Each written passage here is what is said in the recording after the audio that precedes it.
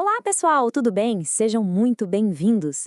Hoje a gente vai começar a construir a base de uma das áreas mais importantes da ciência e da engenharia.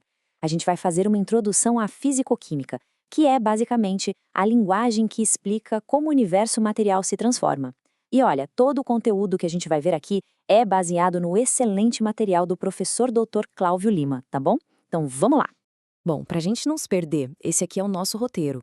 A gente começa com os fundamentos do universo material, depois passa pelos 4 pilares da transformação.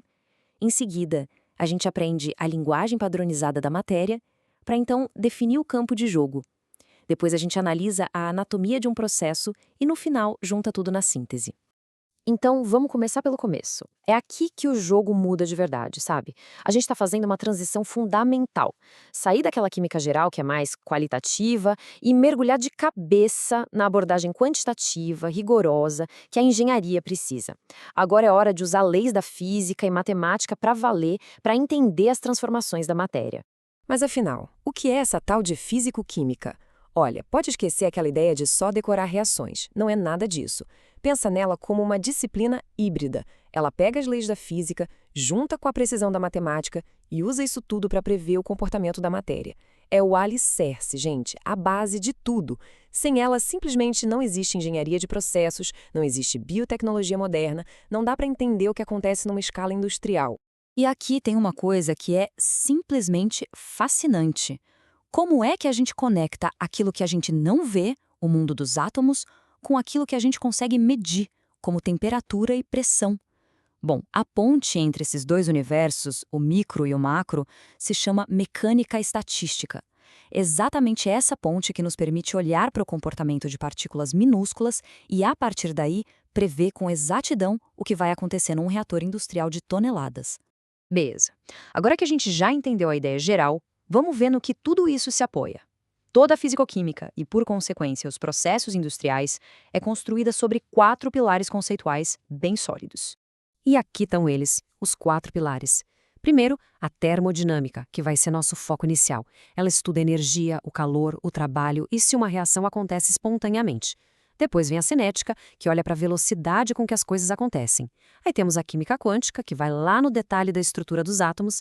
E, por fim, a mecânica estatística, que a gente já falou, né? Aquela que faz a ponte do micro para o macro. Dominar esses 4 é basicamente dominar a transformação da matéria. Certo. Se a gente vai construir algo juntos, a gente precisa falar a mesma língua, não é mesmo? É exatamente isso que a gente vai ver agora. Vamos aprender o alfabeto e a gramática da físico-química.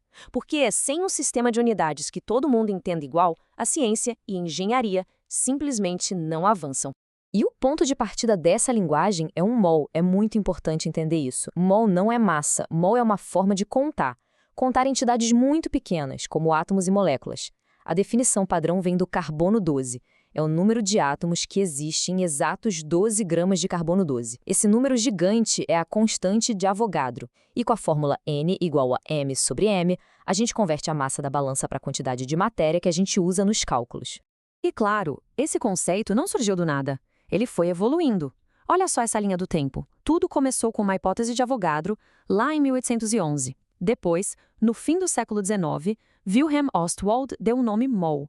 E foi só em 1971 que ele foi finalmente padronizado, se tornando a 7ª unidade de base do Sistema Internacional USI. É essa padronização que permite que cientistas do mundo todo falem a mesma língua. E este slide aqui mostra o nosso alfabeto completo, as 7 unidades de base do SI. Pode parecer pouco, mas absolutamente tudo que a gente mede na engenharia, sem exceção, deriva destas 7: metro, quilograma, segundo, ampere, Kelvin, mol e candela. Dominar isso aqui é o ponto de partida de tudo. E se aquelas 7 eram o alfabeto, agora a gente começa a formar as palavras. São as unidades derivadas. Pensa no Pascal, a unidade de pressão. O que ele é? Força por área. E a força, o Newton, é massa vezes aceleração. Viu só? Tudo volta para aquelas unidades de base. Na indústria, isso é dia a dia. A pressão de um reator é em Pascal, a energia de um processo em joules e a potência dos equipamentos em watts. Ok, já temos a linguagem. Agora, a gente precisa definir sobre o que exatamente estamos falando. Em termodinâmica, é impossível estudar o universo inteiro de uma vez.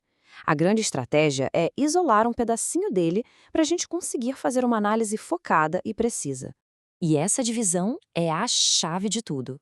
Para a gente analisar qualquer coisa, de uma célula viva ao motor de um carro, a gente define o sistema, que é nosso foco, tudo que está fora e que pode interagir com ele é a vizinhança, e, talvez o mais importante, é a fronteira que separa um do outro e dita as regras do jogo, ou seja, as regras da interação.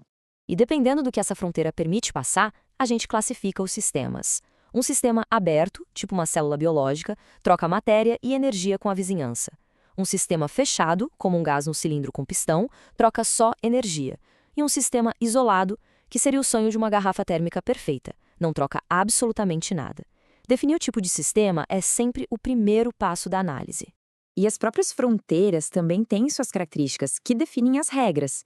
Uma fronteira pode ser móvel, como um pistão, e aí o volume pode variar. Pode ser permeável, permitindo a passagem de matéria, e pode ser diatérmica, que deixa o calor passar, ou adiabática, que funciona como um isolante térmico. No final das contas, definir o sistema e suas fronteiras é a mesma coisa que definir o problema que a gente quer resolver. Certo, nosso campo de jogo já está definido. Agora, vamos para outra diferença que é crucial. A diferença entre descrever como um sistema está num certo momento e como ele muda ao longo do tempo. Eu gosto muito dessa analogia da fotografia e do filme.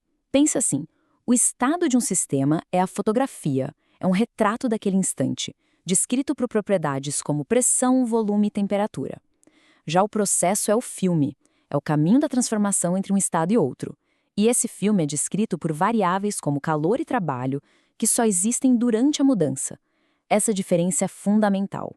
E olhando para essa fotografia, as propriedades podem ser de dois tipos. As extensivas, como massa e volume, dependem do tamanho do sistema. Se você dividir o sistema no meio, o valor delas também se divide. Já as propriedades intensivas, como temperatura e pressão, não dependem do tamanho. A temperatura é a mesma em qualquer ponto do sistema em equilíbrio. E uma dica: se a gente divide uma propriedade extensiva pela quantidade de matéria, o N, a gente cria uma propriedade molar, que é sempre intensiva. Chegamos na seção final. É aqui que todas as peças que a gente montou, linguagem, sistema, estado, processo, se encaixam num fluxo de trabalho lógico. E esse fluxo é a essência do raciocínio de um engenheiro, de um cientista aplicado. E este fluxograma mostra esse processo de um jeito brilhante. Olha só. Passo 1, a linguagem. Usar as unidades certas, mols e joules. Passo 2, o campo de jogo. Isolar o sistema, definir suas fronteiras. Passo 3, a fotografia. Medir as variáveis de estado, como PVT. E por fim, passo 4, a transformação. Agora sim a gente roda o filme e aplica as leis da termodinâmica para calcular calor e trabalho. É dominando essa sequência que a gente consegue projetar um reator, otimizar um alimento ou mapear uma rota metabólica. E tudo isso nos deixa com uma pergunta para o futuro. Ok, a gente sabe descrever o sistema e a transformação, mas como a gente pode prever se uma reação vai acontecer sozinha, sem precisar forçar? A resposta está nas leis da termodinâmica que conectam calor e trabalho. Mas isso é assunto para os nossos próximos encontros. Então, sejam oficialmente bem-vindos à Físico-Química. Com essas ferramentas conceituais, a capacidade de não só entender, mas de projetar o universo material, de novos materiais a processos mais eficientes, está agora em nossas mãos. E, para encerrar, quero reforçar o crédito e o agradecimento. Toda esta análise estruturada foi proposta e criada a partir dos textos e do material didático do professor Dr. Cláudio Lima. Espero que esta introdução tenha sido esclarecedora para todo mundo. Até a próxima!